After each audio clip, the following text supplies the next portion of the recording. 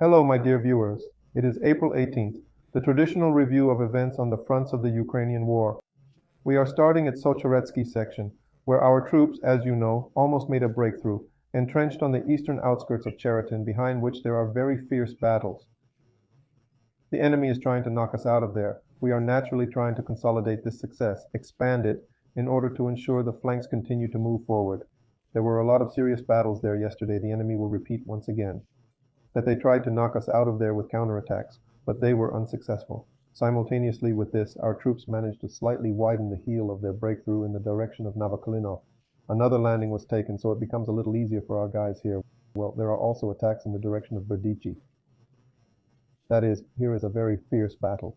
The enemy threw up reserves, realizing that we basically broke through his main line of defense, which he built here, and accordingly, he will try with all his might, with all his resources. Situation, here the exact same scenario is repeated, the one that was before. He always behaves like this when he encounters a counterattack issue.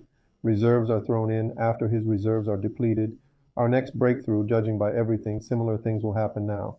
In the next few days there will be a very serious battle. I believe major advances in this area should not be expected yet. And then most likely there will be a predictable outcome. Further advancement. I think our guys will not leave from here. Thus with Socheretinsky on. The direction is clear. The next important direction is Chasiv. Here also, after the obvious crisis with the defeat of the 67th Brigade of the Ukrainian Armed Forces, the enemy has also deployed reserves here, is attempting to stabilize the situation. For this reason, we can't advance yet. Our troops have focused their movement southward and attempt to break through across the canal in the center, the AVR micro-district. There are battles for it. Several high-rise buildings, as I said, were taken yesterday.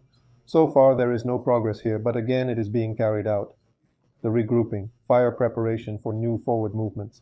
I also very much hope for forward movement in the near future in this sector. And the situation in Krasnohorivka is the same. Since we were able to break through the enemy's positions in the area of the railway station, the fruits are gradually being reaped. We are occupying the Dacha village. We are occupying the southern outskirts of the city. We are preparing to move forward. As we saw earlier, our troops are preparing to storm the Ogneuporov plant.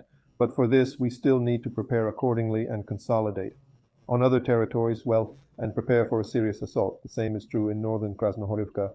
Our troops between Petropavlovsk and Nevelskoye are gradually clearing the positions of the enemy, who was forced to abandon them, because sitting there no longer made sense. It was possible to get surrounded, and accordingly, preparations are underway for further advances.